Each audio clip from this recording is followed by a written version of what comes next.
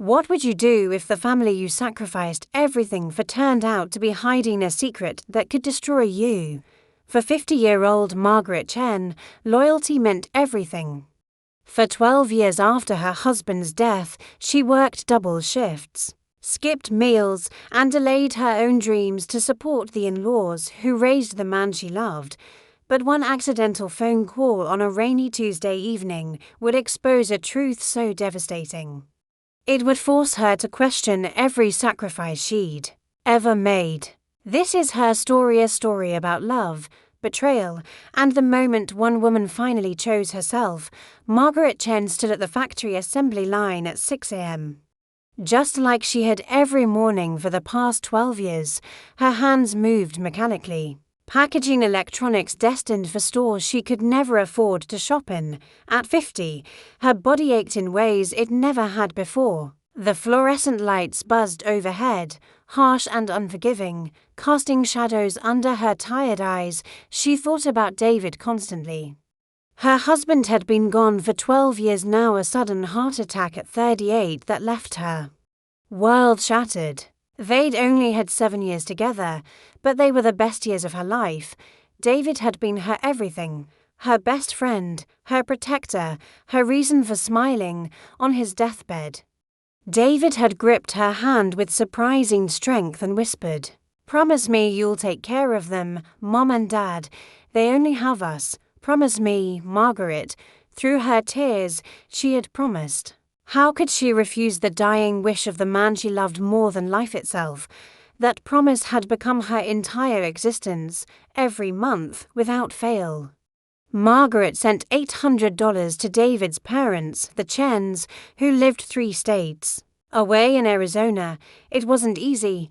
She worked at the factory from 6 in the morning until 2 in the afternoon, then rushed to her second job cleaning offices until 10 at night.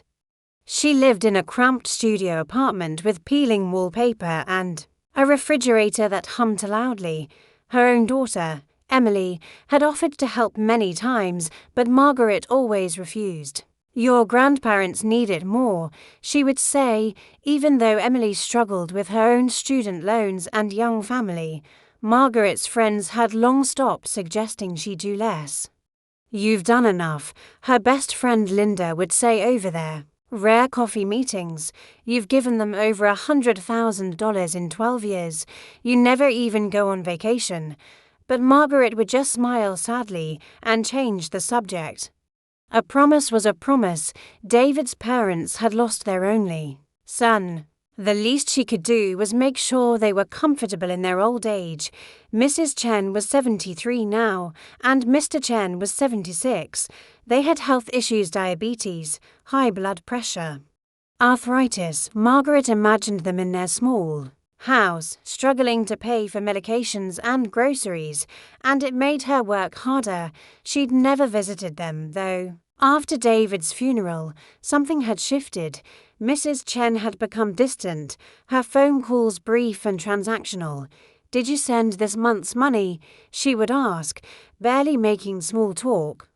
Margaret told herself it was grief that made them cold. Everyone processed loss differently. Tonight, as Margaret rode the bus home in the dark, rain streaking down the windows, she calculated her finances in her head. The rent was due in 5 days.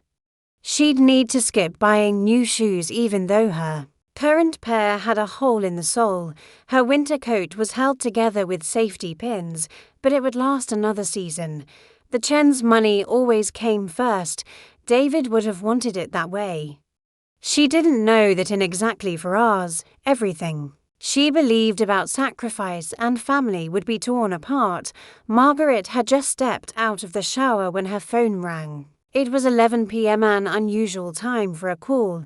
She wrapped her threadbare towel around herself and picked up the phone, seeing Mrs. Chen's number on the screen. Her heart immediately jumped. Were they okay? Had something happened? "Hello, Mrs. Chen?" Margaret answered, water still dripping from her hair. Silence. Then she heard voices, muffled and distant. It took her a moment to realize this was a pocket dial. The phone had called her accidentally. She was about to hang up when she heard Mrs. Chen's voice, clear and sharp, talking to someone. "I'm telling you, Richard, we should just stop answering. When she calls, we have more than enough now." Richard, that was Mr. Chen's first name. Margaret froze, pressing the phone tighter to her ear. "Mother's right." Another voice chimed in. Female, younger. Margaret's stomach dropped. That was David's sister, Patricia. She'd told Margaret years ago that Patricia had moved to California for work. What was she doing in Arizona at her parents' house? But what if she gets suspicious? Mr. Chen's gruff voice asked. Mrs. Chen laughed, actually laughed. Suspicious of what? "That woman is so desperate to play the devoted widow. She'll keep sending money until she dies.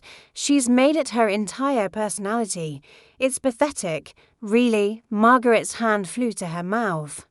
The phone nearly slipped from her trembling fingers. "I almost feel bad," Patricia said, though her tone suggested otherwise. "David always said she was naive, too trusting.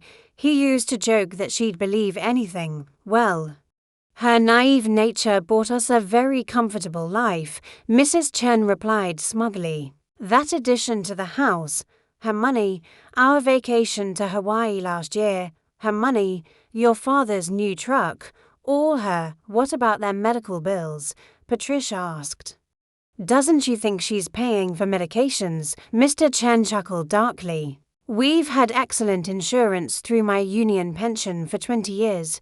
She never asked, so we never told her. Why would we?" Margaret sank onto her bed, the towel falling forgotten to the floor. Her entire body had gone numb.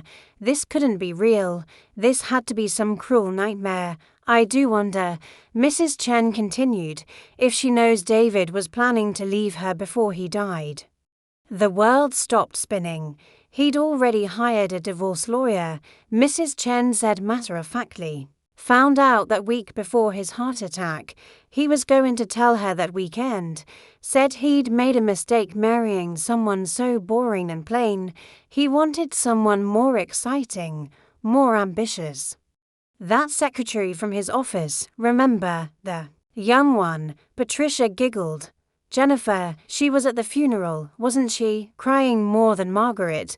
"Oh yes," Mrs. Chen confirmed. They'd been together for almost a year. David was going to leave Margaret with nothing. Then he went and died, and we got stuck with her pitiful devotion instead. Though I suppose it worked out financially for us." Margaret's hands shook so violently she almost dropped the phone. Tears streamed down her face, but she made no sound. She couldn't breathe, couldn't think. "Do you think we should tell her?" Patricia asked. "Absolutely not," Mrs. Chen snapped. "Let her keep her precious memories of perfect David, and more importantly, let her keep sending money. I've gotten used to our lifestyle." The call ended abruptly. Margaret sat in the dark, naked and dripping, staring at nothing. Everything she'd believed for 12 years had just crumbled into dust. Margaret didn't sleep that night. She sat on her bed until dawn broke through her thin curtains, replaying every moment of her marriage in her mind. How had she missed it? Were there signs? She thought about David working late, his sudden interest in the gym, the new cologne. She'd thought he was trying to advance his career, stay healthy. She'd been proud of him. Now every memory was poisoned. At 5 a.m., she called in sick to the factory for the first time in 12 years. Her supervisor was so shocked he didn't even ask questions. Then she opened her laptop, an old, slow machine she'd bought second-hand 5 years ago, and started searching. It took her 3 hours, but she found Jennifer Morrison on social media. She was 38 now, married with 2 children. There was a post from 12 years ago, dated a week after David's funeral. "Still can't believe you're gone. You promised we'd have forever. My heart is shattered." Margaret felt sick. She kept digging. She found David's older mail address. She'd kept it active all these years, unable to let go. She'd never looked through it carefully before. It felt Like a violation of his privacy. Now she read every message from the year before he died. The emails to Jennifer were explicit, loving, planning a future together. Just a few more months, he'd written, and I'll be free. Margaret won't even see it coming. She's too busy being the perfect little wife. Margaret ran to the bathroom and vomited. When she could finally stand again, she called her daughter Emily. "Mom," Emily answered, concerned. "Are you okay? You never call this early." "Emily, I need to ask you something," Margaret said, her voice hollow. "Be honest. Did you know your father was having an affair?" The silence on the other end told her. "Everything, Mom." Emily's voice cracked. "I found out years after he died. I didn't want to hurt you. You were so devoted to his memory. How did you know his parents have been lying to me, that they don't need my money?" Another pause. "What?" Margaret told her everything about the phone call. Emily's shock seemed genuine. She hadn't known about the Chen's deception. By the end, Emily was crying. "Mom, you have to stop. You have to stop giving them everything. You've destroyed your life for people who don't deserve it. I need to see them," Margaret said quietly. "I need to look them in the eye." "Mom, no, just stop sending money. Block their numbers. Move on." But Margaret had already made up her mind. She'd spent 12 years as a victim of her own loyalty. She needed answers. She needed them to face her. She hung up and booked a bus ticket to Arizona. She had $847 in her checking account, barely enough for rent, but she didn't care anymore. The bus ride to Arizona took 19 hours. Margaret sat by the window, watching America scroll past. Feeling like a stranger in her own life, she hadn't eaten, hadn't slept. She just stared and thought about all the years she'd wasted. She thought about the time she'd worked through pneumonia because she couldn't afford to miss her day. The Christmas she'd given Emily only a card because the Chen's money came first. The dental work she'd postponed for 5 years until the tooth just fell out on its own. The dreams she'd buried, going back to school, traveling, maybe even dating. Again, all for a lie. The Chen's house was in a pleasant suburban neighborhood with manicured lawns and 2-car garages. When Margaret stepped off the bus at the local station and took a taxi to their address, she almost couldn't believe it. The house was beautiful, a sprawling ranch-style home with a new addition.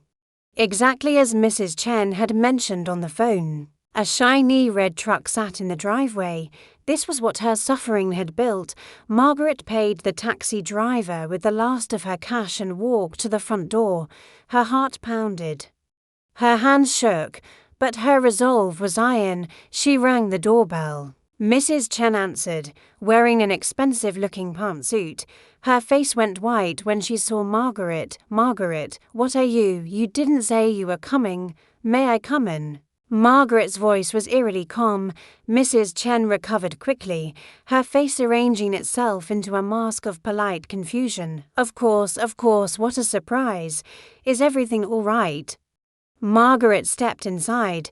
The house was gorgeous hardwood. Floors, modern furniture, a massive television on the wall. Through the kitchen doorway, she could see granite countertops and stainless steel appliances. This wasn't the home of struggling elderly people. This was luxury. Mr. Chen emerged from a back room, stopping short when he saw her. "Margaret." "Hello, Mr. Chen." Margaret stood in their entryway, taking it all in. Beautiful home. The addition turned out lovely. Something flickered in Mrs. Chen's eyes. "Thank you." "We've been very fortunate." "Fortunate," Margaret repeated. "Yes, I suppose you have been." The silence stretched. Mr. Chen and Mrs. Chen exchanged glances. "I heard your phone call," Margaret said quietly. "For nights ago, you pocket-dialed me." Mrs. Chen's face drained of all color. Mr. Chen actually took a step backward. "I heard every word." Margaret continued, her voice strengthening. "About how you've been lying to me for 12 years, about David planning to leave me, about you laughing at my devotion, all of it." "Margaret, let me explain," Mrs. Chen started. But Margaret held up a hand. "No, you're going to listen now." Margaret's voice didn't rise, but it carried a weight that made them both fall silent. "I gave you over $100,000. I worked myself to exhaustion. I lived in poverty. I sacrificed time with my daughter, my health, my future, and for what? So you could take vacations and renovate your house while calling me pathetic behind my back. We lost our son," Mr. Chen said weakly. "And I lost my husband." Margaret's voice finally broke, "Or at least I thought I did. Turns out I lost him long before he died, and you all knew it. You let me worship a memory of a man who was planning to destroy me. You took my money and my dignity, and you laughed." Mrs. Chen's facade finally cracked. "You made it so easy," she hissed. "You were so desperate to play the martyr. Yes, we lied. Yes, we used you, but you let us. You were so pathetically eager to prove you were the devoted widow." The words should have hurt, but Margaret felt nothing. She'd already grieved everything she needed to grieve. "You're right," Margaret said softly. "I let you. That's on me. But it ends today." Margaret didn't yell. She didn't cry. She simply turned and walked out of the house, leaving the Chens standing in their expensive entryway, speechless. She heard Mrs. Chen call after her, "Margaret, wait," but she didn't turn round. She walked to a small cafe 3 blocks away and used their Wi-Fi to call Emily. "Come get me," she said simply, giving the address. Emily lived 6 hours away, but she didn't hesitate. "I'm leaving now." While Margaret waited, she sat in that cafe and made a list on a paper napkin. It was titled "What I Want." She couldn't remember the last time she'd thought about what she wanted. For 12 years, her wants had been irrelevant. Now she wrote, go back to school, see the ocean, plant a garden, sleep for a whole day, buy new clothes, date again, forgive myself. The last one made her pause. Forgive herself for being trusting, for loving too much, for keeping a promise to a man who hadn't deserved her loyalty. An elderly woman at the next table noticed her crying quietly and brought over a napkin. "Whatever it is, honey, you're going to be okay." Margaret looked up at this stranger's kind face and realized something profound. She'd surrounded herself with people who took from her, but the world was also full of people who gave freely. She'd just been too busy sacrificing herself to notice. When Emily arrived, she hugged Margaret so tightly it hurt. "We're going home, Mom, to my home. You're staying with us." "Emily, I can't impose a stop," Emily said firmly. "Just stop. You've spent 12 years putting everyone else first. Let someone take care of you for once." The drive back was quiet. Margaret slept for most of it. A deep, exhausted sleep she hadn't experienced in years. When she woke, they were pulling into Emily's driveway. Emily's husband Tom came out, carrying their 3-year-old grandson, Michael. Grandma Michael squealed. And Margaret felt her heart crack open in an entirely different way. "How long has it been since you've seen him?" Emily asked quietly. Margaret realized with horror that it had been 8 months. She'd missed his 3rd birthday because she'd been working extra shifts to send more money to the Chens for what Mrs. Chen had called emergency medical bills. "I'm so sorry," Margaret whispered. "Don't apologize," Emily said. "Just stay, be here, be present." That night, after putting Michael to bed, the 3 adults sat in Emily's kitchen. Tom made tea while Emily pulled out a laptop. "Mom, I want to show you something." Emily had been tracking Margaret's finances for years. She'd worried about her mother's extreme frugality. Now she showed Margaret a spreadsheet. "You've sent them $115,200 in 12 years. If you'd invested even half of that conservatively, you'd have over $75,000 right now. You could have paid off your debts, taken vacations, retired early." Margaret stared at the numbers, each one representing a sacrifice she'd made: a meal skipped, a winter coat not bought, a tooth not fixed. But here's what I really want to show you, Emily continued, pulling up another document. I talked to a lawyer friend today. What they did might be considered fraud. You send money based on false pretenses. You could sue them. Margaret considered this. The idea of revenge felt both satisfying and exhausting. Would I win? Maybe. Maybe not. It would be expensive and time-consuming. But you'd expose them, make them face consequences. Margaret thought about Mrs. Chen's face when she'd been caught, the fear, then the anger. She thought about David's betrayal, about 12 years of lies. No, she said finally, I don't want to spend another minute of my life on them, not even in anger. They've taken enough. 6 months later, Margaret stood in her new apartment, a real one-bedroom with windows that let in actual sunlight. It wasn't fancy, but it was hers, and she'd furnished it with things she chose because she liked them. Not because they were the cheapest option. She'd quit the factory job. She'd quit the night cleaning job. Instead, she'd enrolled in an online program to become a certified bookkeeper, something she'd always been good at. Emily and Tom had insisted on helping with tuition. Let us. Emily had said, you helped me through college. Let me do this. Margaret was learning to accept help. It was harder than she'd expected. She'd also started therapy. Her therapist, Dr. Martinez, was helping her understand why she'd clung so desperately to her promise to David. You made your entire identity about being the good widow, Dr. Martinez explained. It gave your grief purpose. Letting go meant facing how much he'd hurt you. Margaret was learning to face it. Some days were harder than others. The Chens had tried to call several times in the first month. Margaret had blocked their numbers. She'd heard through distant relatives that they were telling people she'd abandoned them cruelly. She didn't care. Their opinion of her had never been real anyway. She'd also looked up Jennifer Morrison again. This time, Margaret sent her a message. I know about you and David. I'm not angry at you anymore. I just wanted you to know that I'm okay now. I hope you are too. Jennifer had responded with a long, tearful apology. They talked on the phone for 2 hours. Jennifer had her own guilt to carry. She'd been young. David had lied to her too, promising his marriage was already over. They'd both been victims of David's selfishness in different ways. He wasn't a monster, Jennifer had said. But he wasn't the saint you thought he was either. He was just a human, flawed, that helped somehow. Margaret didn't have to hate David's memory entirely. She could hold the complexity. He'd made her happy for a while. And he'd also betrayed her deeply. Both things were true. Today was special. Margaret stood in front of her bathroom mirror, adjusting a new dress she'd bought. The first new clothing she'd purchased in 6 years. She was going on a date, a real one. His name was Richard, ironically, and he was a kind-faced man she'd met in her bookkeeping class.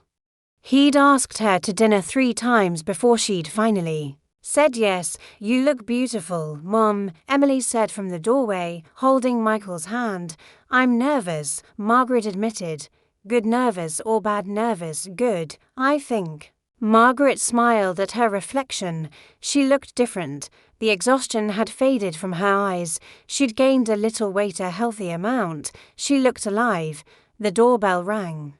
And Margaret's heart jumped. Emily squeezed her hand. Go. Liv, you deserve this. As Margaret walked to the door, she thought about the woman she'd been 6 months ago, sitting on that bus to Arizona, broken and lost. She thought about all the years she'd spent believing that sacrifice was love, that suffering was virtue. She opened the door to Richard's friendly smile. You look wonderful, he said. Thank you. Margaret replied, I feel wonderful, and for the first time in 12 years, she meant it. 1 year later, Margaret received a letter from Patricia Chen. She almost threw it away, but curiosity won. The letter was brief. Her parents had downsized significantly due to financial troubles.